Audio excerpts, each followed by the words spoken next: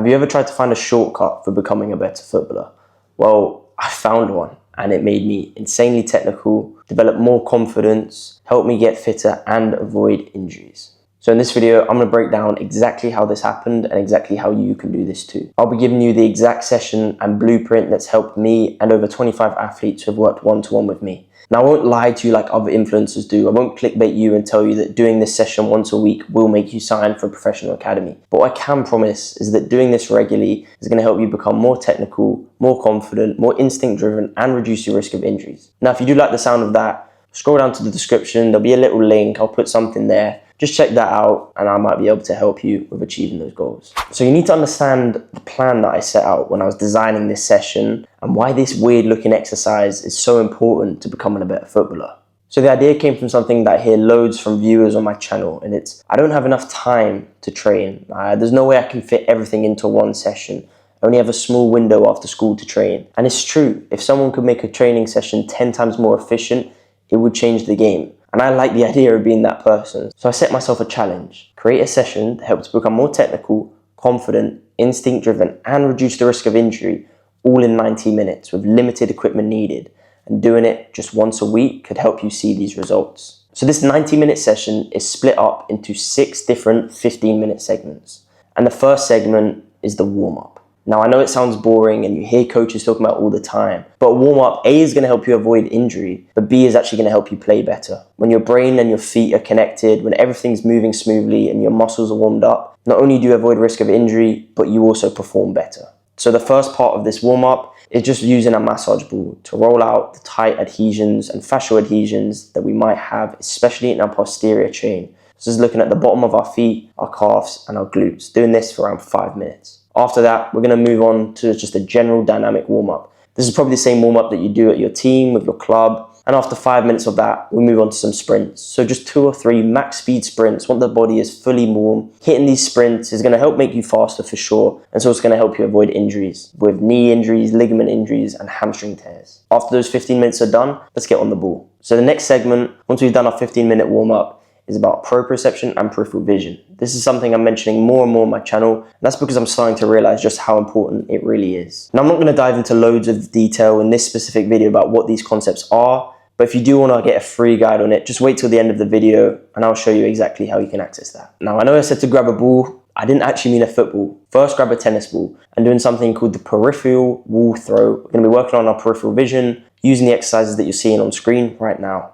After 5 minutes of that, we're going to do single leg with head movement. Now, this is directly improving our peripheral vision, which is helping our control of our body and ultimately is going to make us a better dribbler and reduce the risk of injuries. After 5 minutes of that, we move on to blindfold football movements. So moving around in an open space with a blindfold on, completely taking away your vision, is going to help strengthen your connection with your feet and your muscles, which is going to allow you to avoid injury and become more fluid and natural when you can actually see in game. So that's the second segment done. We're now 30 minutes through our 90-minute session. It's time to get on the football now. Yes, the actual ball. I'm going to be starting with some aerial control. So the first 5 minutes of this aerial control segment is just basic kick-ups. Just below the knee, alternating, getting a touch on the ball, doing as many as you can without dropping it. If you drop it, no worries. Pick the ball back up and start again. Next, you're going to be doing wall ball. So just hitting the ball in the air against the wall, controlling it without letting it bounce, doing some kick-ups and then hitting it straight back. This is a drill I've done loads, and honestly, I cannot think of a better drill when it comes to improving your first touch. Do this for another 5 minutes. And after that, we're going to move on to freestyling. So freestyling isn't just for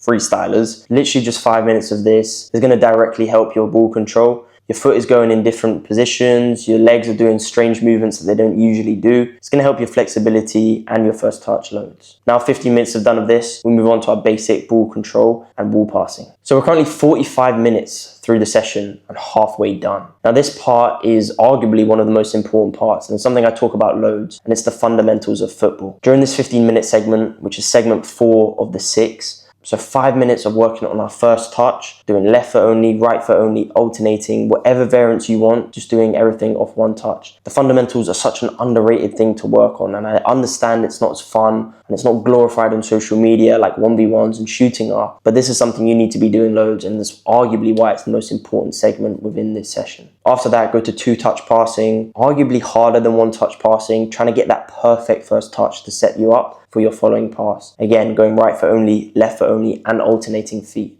And then after 5 minutes of that, start using different parts of your feet to control for that second touch. So using your sole, your inside and your outside to control the ball and play it back. The exact same drill as the 5 minutes previous, except now we're using different touches and different parts of our foot to receive the ball. So that's segment 4 done. Segment 5 of this 90-minute session is 15 minutes of dribbling work. The first 5 minutes is just basic ball mastery.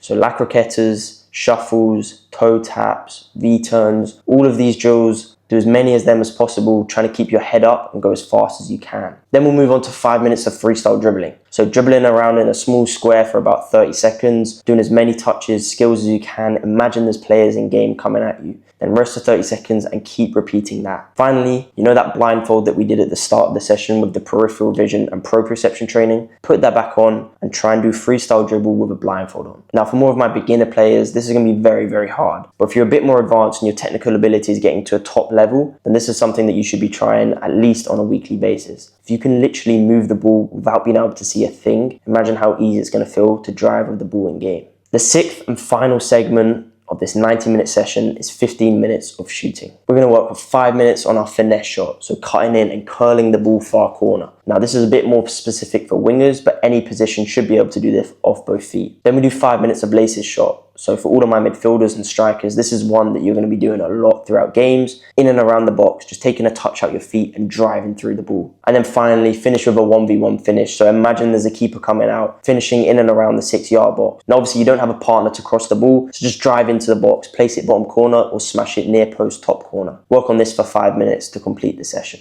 I feel like I might have created the perfect session here, and I truly may have created a shortcut to football. Now, if you want sessions like this, but tailored to you, your schedule and your ability, go check the top link in the description. And for those of you who did wait to the end of the video, congratulations. And this video is going to explain exactly what I was on about when I was talking about proprioception and peripheral vision.